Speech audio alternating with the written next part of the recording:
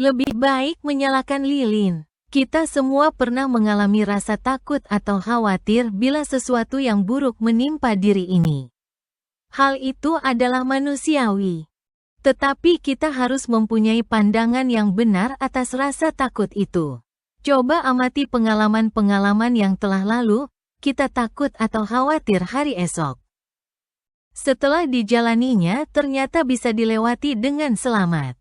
Kenapa demikian? Itulah kerja pikiran yang setiap saat berkelana kemana-mana dan tiba pada yang tidak disenangi timbul perasaan negatif. Jika kita menyadari hal itu dan iman sudah berkembang, hal-hal demikian agak berkurang. Sebagai pengingat tujuan keberadaan kita di sini berkeinginan bermanfaat dan berguna tanpa ada campur tangan orang lain. Kita berkeinginan orisinilitas kelahiran sebagai manusia di jagat raya. Agama mengajarkan bahwa kita masing-masing memiliki keunikan sendiri-sendiri, namun egolah yang mengacaukan. Kadang-kadang melihat orang lain hidupnya lebih enak, kita berusaha menirunya. Hasilnya jauh dari harapan dan kita memulai hal baru lagi dan begitulah seterusnya.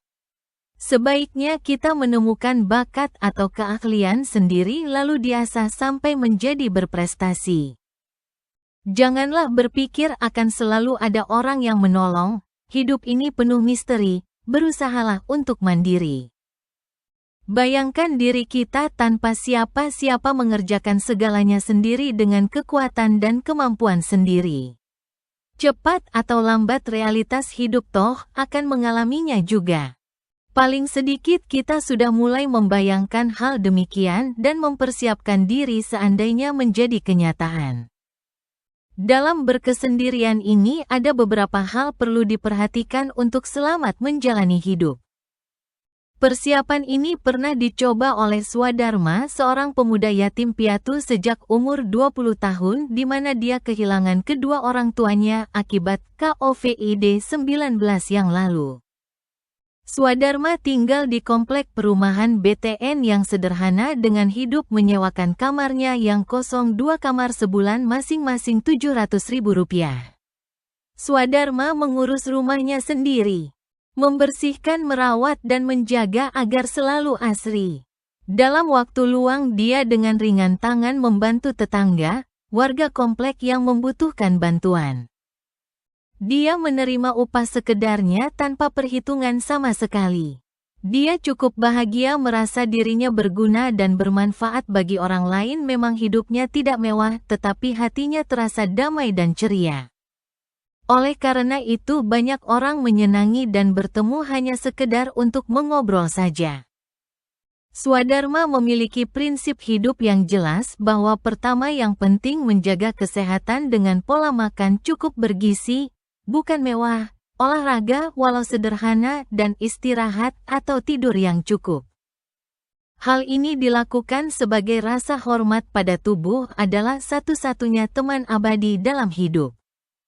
Dia pun tahu di samping tubuh juga nafas adalah teman sejati. Dia selalu melakukan melatih dan menjaga pernafasan sebagai obat penenang pikirannya. Kedua, menjaga pikirannya selalu positif dan optimis dengan membaca buku-buku yang ada di perpustakaan lingkungan seperti LPTRA, berdiskusi dengan orang-orang yang tepat. Kadang-kadang menulis dalam grup pertemanan lewat WhatsApp. Ketiga, dia menjaga pergaulan yang sehat baik dalam lingkungan agama, spiritual, rohani agar sehat mental.